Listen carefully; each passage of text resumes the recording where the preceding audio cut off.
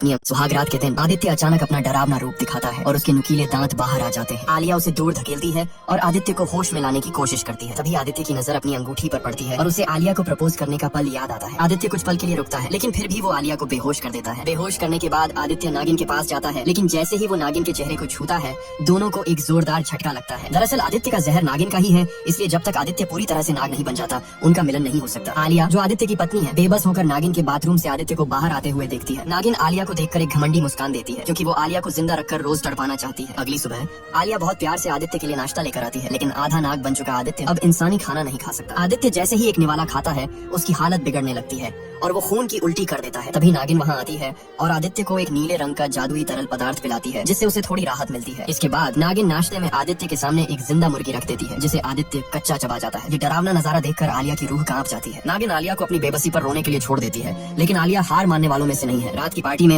नागिन के करीब न जा पाने की वजह से आदित्य एक मॉडल को अपनी मीठी बातों में फंसा लेता है। आलिया उस मॉडल को रोकने की बहुत कोशिश करती है, लेकिन वो मॉडल उल्टा आलिया की बेइज्जती कर देती है। आलिया मजबूर होकर आदित्य और उस मॉडल को कमरे में जाते हुए देखती है, लेकिन थोड़ी देर बाद आदित्य के जहर की वजह से वो मॉडल नीली पड़ जाती है और तड़प तड़प कर मर जाती है। आलिया गुस्से में आदित्य को जानवरों से भी बदतर कहती है, लेकिन आदित्य पर इसका कोई असर नहीं होता। जल्द ही आदित्य के शरीर में जहर फिर से अपना असर दिखाने लगता है और नागिन उसे पूरी तरह नाग बनाने के लिए एक जादुई चक्र बनाती है। नागिन जादू से कौवे को बुलाती है और उसे एक छोटे बच्चे में बदल देती है, जिसे उसने कैद करके रखा था। नागिन आदित्य से कहती है कि अगर वो इस बच्चे को खा लेगा तो उसका रोज का दर्द खत्म हो जाएगा। आदित्य इंसान को कच्चा नहीं खा सकता था, इसलिए वो एक बड़े बर्तन में पानी उबालता है ताकि बच्चे को वापस कौवा बनाकर पका सके। लेकिन छुपकर ये सब देख रही आलिया एक जादुई जड़ी बूटी जलाती है और पंखे से उसका धुआं कमरे में भेज देती है। आधे नाग बन चुके आदित्य के लिए वो धुआं बर्दाश्त करना नामुमकिन हो जाता है और वो दर्द से तड़पने लगता है। धुएं का फायदा उठाकर आलिया तुरंत उस मासूम बच्चे को वहाँ से आजाद करा लेती है। आलिया जब निराश हो रही होती है, तभी वहाँ मोहित आता है, जो कभी खुद नागिन के जहर का शिकार हुआ था। मोहित को राज राजेश्वरी ने बचाया था और अब वो एक खास जादुई जड़ी बूटी लेकर आलिया की मदद करने आया है। मोहित बताता है कि अगर आदित्य ने यह जड़ी बूटी खा ली